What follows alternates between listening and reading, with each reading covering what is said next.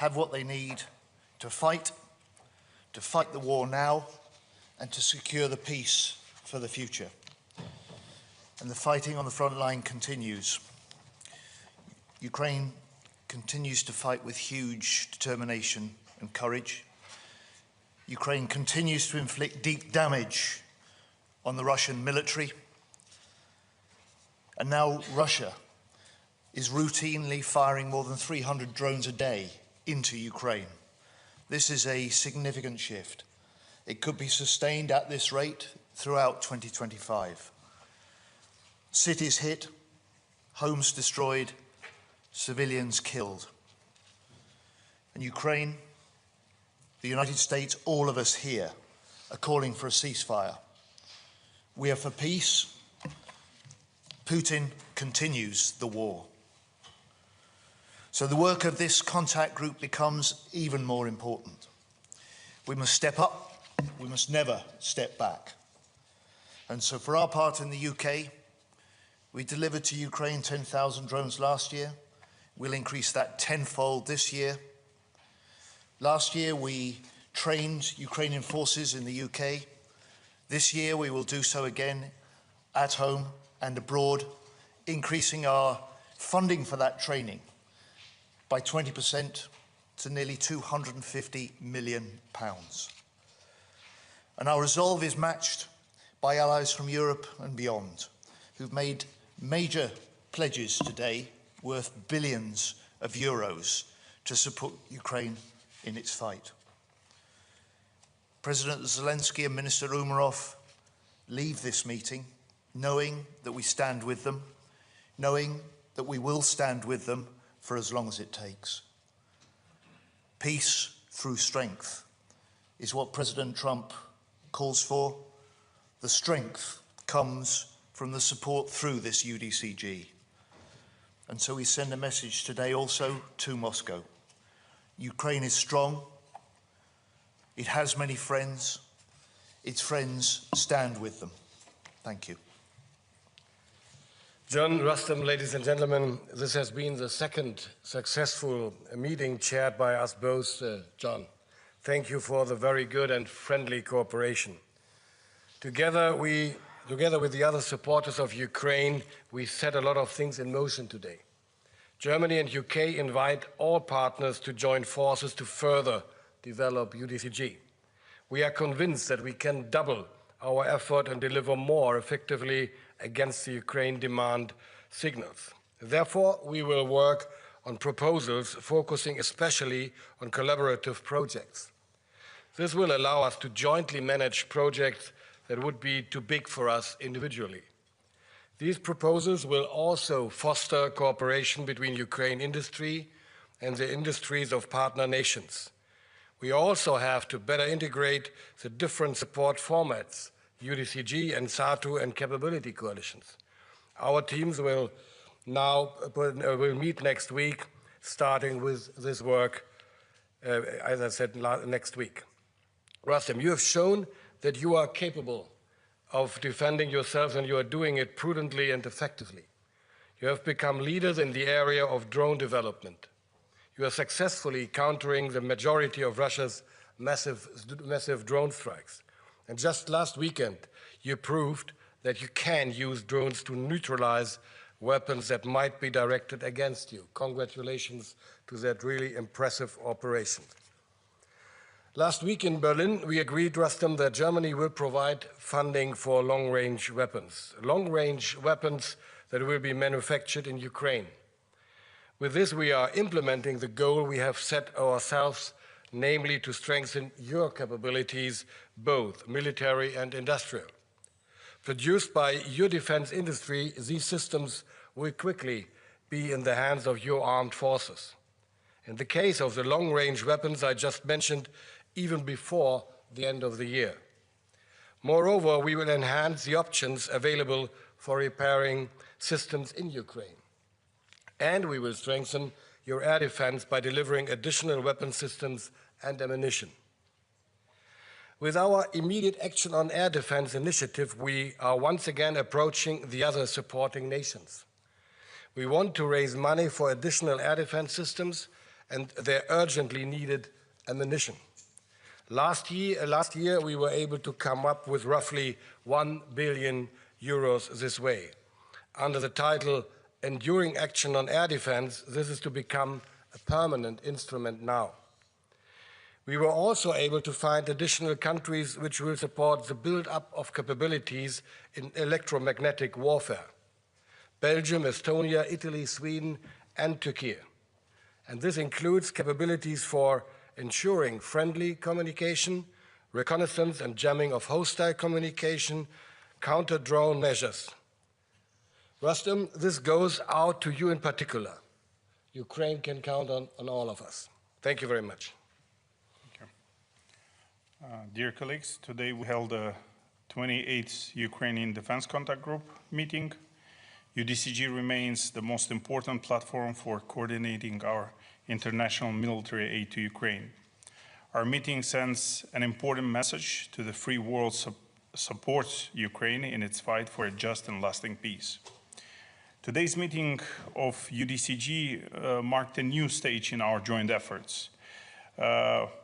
We always discuss and was today also approached by some of our closest partners who are providing billions in military aid to Ukraine and who are building joint ventures with us and buying from Ukraine industry for Ukraine needs. Our partners came to me and asked if Ukrainian companies could build factories for producing their cutting-edge products in their countries. Ukraine's military needs are the most important factor for us. I always stress this in our conversations with partners, and our partners said that they are willing to fully pay for all the production from these factories, and that our partners will even appropriate more funding for this. We agreed that products produced under Ukrainian license abroad will go to Ukraine so long as the war lasts. We're looking forward to considering all proposals from the interested partner states. We didn't have the name confirmed yet, but we call it for now Ramstein Investment to Industries Initiative, which is a strategic shift. Under this initiative, Ukrainian companies could invest in our UDCG partner countries, and companies from UDCG countries can build their mega factories in Ukraine. We'll build drones, missiles, ammunition, and other weapons together. Ukrainian drones have changed the battlefield, and now they will change how Ramstein countries prepare for future threats. The Ramstein Investment for Industries is a major step forward in building a stronger defense of freedom. We hope that the Ramstein Industries Investment to Industries initiative will be supported through the SAFE program. This is a program from EU that will provide up to 150 billion euros for weapons production. Our partners are ready to move ahead. This is a win-win for everyone. Ukrainian companies can invest in Europe, and European companies or Euro-Atlantic companies can build their factories in Ukraine. Ukrainian companies, of course, will gain access to financing, advanced technologies, and new production sites, and strategic partnerships with leading global players. Our allies will have the opportunity to build their industrial strengths, but with all weapons supplied to Ukraine. Together, we are not only defending freedom, we are shaping the future of Ramstein defense. I'm grateful to all the countries who have recently announced new military aid packages to support our fight for freedom and peace. I'm grateful to my very good friend, Secretary Healy, and Minister Pistorius for organizing this Ramstein meeting. Peace in Ukraine must be just, lasting, and protected by international unity. Together, we are working to achieve this through the Ramstein Investment to Industries initiative and other ways. Thank you, our partners, for stepping up your support. Our unity brings a just peace closer. Thank you very, very much. Thank you very much, Secretary of State Healy, Minister Pistorius, Minister Umerov. We'll now take questions. The first question is to Roxolana Lisowska from the Ukrainian Public Broadcaster. Thank you. My question for both of us and Secretary Healy and Minister Pistorius. So on May 10, the leaders of the coalition of willing agreed the framework of sanctions against Russia in case if Russia slows down the peace talks. So in the past few weeks, Russia hasn't shown any really interest in negotiations. Should we expect those sanctions to be applied? And if yes, when? And also, I have to ask, were Britain and Germany aware of Operation Spider's Web, and how can you assess it? Well, to begin with the second question, there is no answer as far as Germany is concerned. I really admired what they were doing over there, but it's not my role to give a comment on that. So I'm sorry for that. The first question, we were talking about that issue several times, and I think it is a matter just of a couple of days whether there will be another stronger sanctions or not. This is not up to me. It's a decision of the entire government in Germany. But of course, we are in close contact with the European Union and with our partners and with UK to discuss that. But I don't have, at least not for the moment, a concrete answer for you. I'm sorry for that too. So hats off to Ukraine for Spider's Web. It reminds us that Ukraine can inflict deep damage on the Russian military. It reminds us that Ukraine is very much in this fight and determined to prevail. And we, as the nations standing with Ukraine, are determined to support in whatever ways that we can. And on the coalition of the willing and the announcement of sanctions, it's quite clear that this war must end in the end at the negotiating table and not on the battlefield. It's why President Trump's ceasefire initiative is so important. Putin has talked about peace, but shown he's unwilling to negotiate. And so more pressure must be brought on Moscow to come to the negotiating table, to negotiate seriously, because Ukraine has demonstrated it stands willing for peace. US is trying to lead those negotiations, and we as nations supporting Ukraine will do everything we can to help that process. The second question is for Johnny Beale at the BBC. Thank you very much. I know Peter Hegseth did not turn up for this meeting, but he is expected to arrive tonight. We are told by his ambassador to NATO that he will come with a very clear-cut message, and that is that, in his words, every ally must commit to investing at least 5% of GDP on defence and security, starting now. I'd like to ask Secretary Healy, I mean, you haven't even been able to give a clear-cut commitment on 3%, so are you worried you're going to disappoint your US allies on this? If I could ask Minister Pistorius, when will Germany commit to 5%, and by when? What sort of timetable are you looking at, if you even can meet that? Mr. Umerov, if I could ask you, sir, I think we've been told that Ukraine will be represented at the NATO summit in The Hague later this month. Can you tell us whether President Zelensky will be attending? We're not clear on that. Thank you. So summit discussions are for the summit. But those summit discussions will not just be about funding profiles, they will be about the crucial capabilities that each one of the 32 nations will contribute in the years ahead to strengthening NATO's collective deterrence and its collective defence. It is a matter not just of how much nations spend, but how they spend it. And in the UK, we've recently released our Strategic Defence Review that sets out a 10-year vision for how we'll transform Britain's forces, reinforce our NATO first contribution to this alliance, and we recognise the urgency. We're a government that's increased funding for defence by £5 billion this year, made the plans to increase to 2.5%, a level that the UK has not spent for 15 years, and we'll do that in 2 years' time. We will do that by switching money directly from overseas development aid. It's a tough decision to do. And as the Prime Minister said, we're committed to spending what we need to deliver that strategic defence review. 5% does matter to the Americans. Can you make it? I mean, do you think you're worried you'll disappoint them? No, we will enter the discussions at the summit. The commitments that we make are valued as capabilities to this coalition. The NATO and NATO allies, including the US, value what the UK brings to NATO. We're the only nation with a nuclear deterrent that commits it in full to the NATO alliance, to all of our allies. Yesterday, I confirmed that we will double the amount of investment in this Parliament on drone and autonomy technology that will transform our forces, making our commitment to NATO stronger. And I also announced that yesterday we put £1 billion into our laser weapons, Dragonfire. Within 2 years, we'll have that in operation on our destroyers, and then the following year we'll put it in the hands of our army, reinforcing the British armed forces, but making an even bigger contribution to NATO. It's important to measure the nation's contributions to NATO in what we provide as well as what we pay.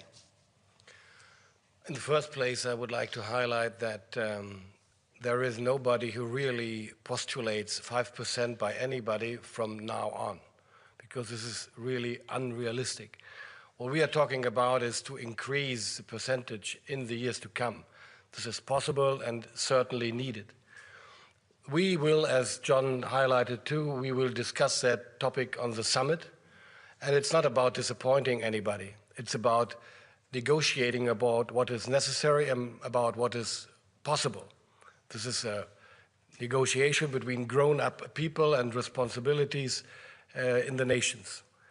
And what I rather prefer to discuss about is we need and we must achieve the NATO requirements, the NATO capability requirements, and the national ones. This is our task, which has to be fulfilled up to 32 or 33, the latest, whatever. And that costs a ton of money. Let it be 2.5 or 3% or 3.5. But there's one challenge with it which nobody really discusses about. It's not only, as I mentioned earlier, it's not only about the percentage and the money and in euros or dollars or whatever.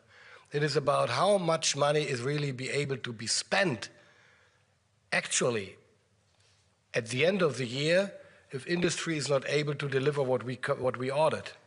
So if I had 3% of the German GDP, which would be 125 billion euros a year, and I can't spend it till the end of the year and have to give back 20 or 30 or whatever billion euros to the finance minister, this guy would be happy, but I wouldn't have spent and I wouldn't have achieved 2% or 3% or whatever.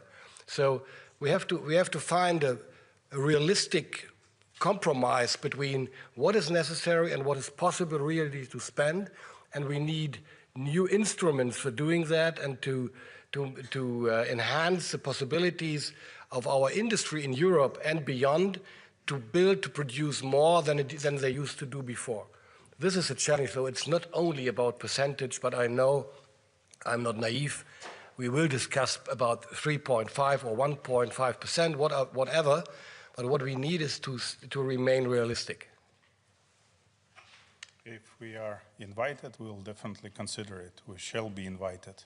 You know that Ukraine sometimes not invited. So this is the biggest challenge to us. You can't say who's coming though. If, as I said, we will be invited, I'm not aware of this actually discussion because not my pot of coffee, but we definitely always consider. Thank you. The next question is for Sabine Siebold, Reuters. Thank you. Minister Umerov, another question on the summit. We've been hearing rumors there might be NATO-Ukraine Council at ministerial level, which would affect you. So can you tell us whether there's a NATO-Ukraine Council planned either at defense ministerial level or at foreign ministerial level? And another question to Minister Pistorius. Sorry, again on the timetable for the 5%. Your Lithuanian counterpart today demanded that the target date should set by 2030, the latest, not 2032, but 2030. Would that be something that Germany would be ready to consider and to meet a target by then? Thank you.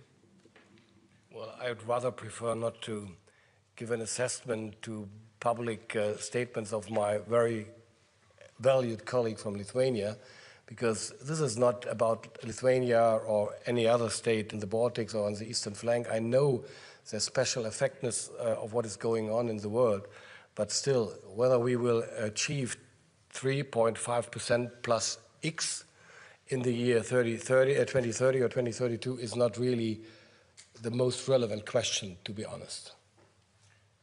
NATO-Ukrainian Council hopefully will be made tomorrow on a ministerial level, and I'm planning to attend it.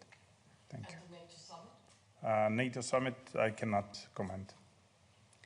Thank you. The next question is for Kat Nealon of The Observer. Thank you. Defence Secretary, the Strategic Defence Review talks a lot about cyber threats, and you talked about how many the UK has seen. Do you think that we're now at the point where we need greater clarity over whether that type of threat should warrant an Article 5 response? And to the other two ministers, when the Strategic Defence Review was published, there was an expectation that there would be some time for it to be digested in capitals around Europe. Have you had a chance to look at it, and what is your view of that?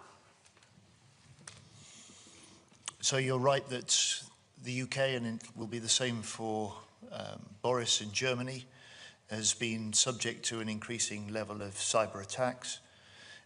We in the defence field have been the subject of 90,000, at least 90,000 attacks in the last year, directed at defence across the board, all of which can be linked in some way to states. So there's a level of aggression which is rising. There's a level of threat which is increasing, not just to defence but to the way of life, because it has civilian impacts as well. And that's why we are, as part of the Strategic Defence Review, investing more into our cyber defences. We'll set up by the end of this year a new cyber and electromagnetic command, and that will pull together both our defensive and our offensive cyber operations. I have to confess I didn't read it yet completely, because it's more than, I think, 5 pages. But I read kind of a summary, and I asked my experts in my ministry to give me a bigger overview of what is really written in it. Unfortunately, I don't really know why, but I didn't have the time for it for the moment, but I'm very curious to read it. It's a great product. Actually, thankful to Secretary Healy for sharing, and I started reading it. It takes a lot of time to come to UDCG meetings, so it's a good way to read. I didn't finish it yet, but it's a great product, and thank you for sharing. I think your journeys are longer than ours to get here. Definitely. But the answer to your question about Article 5, I think you'll find that NATO has already recognised that cyber and hybrid attacks could form the basis of an Article 5 appeal. But they haven't specified how or where that threshold might be crossed. No, but your question was whether it is conceivable that a level and severity of cyber-related attacks could form the basis for an Article 5 appeal, and I think you'll find that NATO has already confirmed that could be the case. Thank you. The next question is for Stefan Israel from Table. Yes, Stefan Israel for Table Media. So to come back on the absence of the US defense minister, I mean, what does this say looking at the support of the United States for Ukraine, for its defense capabilities for the future, looking at the summit also? And then a second question for Minister Pistorius. Can you confirm there were reports that Russia destroyed IRIS-T system, I think, recently these days? I can't confirm it, at least not at the moment. Oh, look, the American challenge to the European nations is clear. It was there in the first UDCG that the UK convened and I chaired, and that is that it rightly is looking to European nations, and we are leading in Germany and the UK together through the UDCG to step up and do more in our leadership of the support of Ukraine. We have, we are, and we will. And the final question is for Ukraine from Dmytro Shursko. Dmytro Shursko, National News Agency of Ukraine, thank you for the floor. To State Secretary Gili and to Minister Pistorius, if I may.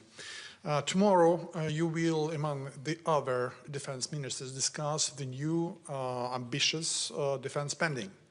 So what is your perception of the idea to channel at least some part of these new defense spending to be approved in GAG to the fixed assistance to Ukraine, to make that assistance more predictable? And for Minister Umerov, if I may. We know from the media report that China sharply reduced the export of components of FPV drones, not only to Ukraine, but also to European partners, so that to reduce the production of these kind of equipment. Had the front line felt that kind of development? And is it possible to fill the gap using the Ukrainian industries and maybe potential and capacity of the European industries also as well? Thank you. I'm sorry, it's my fault, but I didn't understand properly your first question. My first question was that do you accept the idea that the certain part of the new defense spending in each and every country could be channeled to the assisting Ukraine? For instance, 0.25, 0.1, and so on percentage. Thank you. Up to now, that was not a topic of the discussion. I don't know whether that is foreseeable for the summit or for tomorrow. But of course, we are doing everything we are able to do, what we proved today another time, to support Ukraine with whatever we can achieve and how long as it takes. So the focus of the discussions I have with Minister Umerov, and I'm sure it's the same with Boris, the focus for our discussions at the UDCG here are what does Ukraine most need? What is our plan together for 2025? And how quickly can we, as the nation standing with Ukraine, supply what is needed? And what we provide and how quickly we deliver it is more important than a sort of general discussion about levels of spending. But on levels of spending, in the UK, part of stepping up and speeding up our support for Ukraine means that in this year, we will be spending on military aid to Ukraine £4.5 billion. That's a higher level of support than ever before. And we will continue our support next year and the year beyond and the year beyond that for as long as it takes. Sorry, may I ask a follow-up question? There's been a lot of confusion today on this point. When you talk about GDP, I'm sorry, I'm Lara Jakes, I'm with the New York Times. When you talk about GDP percentages, whether it's 3.5% or 5% or whatever, will the definition of core military capabilities for domestic defense now include aid to Ukraine? I think that's what we're trying to understand, if that's part of the discussion right now. Thank you. It's not part of the discussion today at all. Yeah, I'll answer. Our capacity or capability in Ukraine to produce drones is up to 10 million drones, and it costs us $11 billion. We invest up to $5 billion, and there is a gap of $6 billion. So that's what I addressed to UDCG. As for your specific question, on FPV, we are able to produce ourselves, but we have a shortage of finances. On Mavic drones, which is Chinese production, there was reports of, let's say, that it was redirected to Russia rather than to Ukraine. And we have experienced the problems of purchases through different channels, through different countries. We've tried to manage to procure them from all of the UDCG members as well. And we, in addition to it, we started a program to localize these drones. We achieved it in several months, but before, from the time they start redirecting it, we had experienced problems, but now we have Ukrainian-made, let's say, product that we are procuring and closing the gap. Thank you. Thank you very much. That concludes this press conference. Thank you all. Thank you, ministers. John?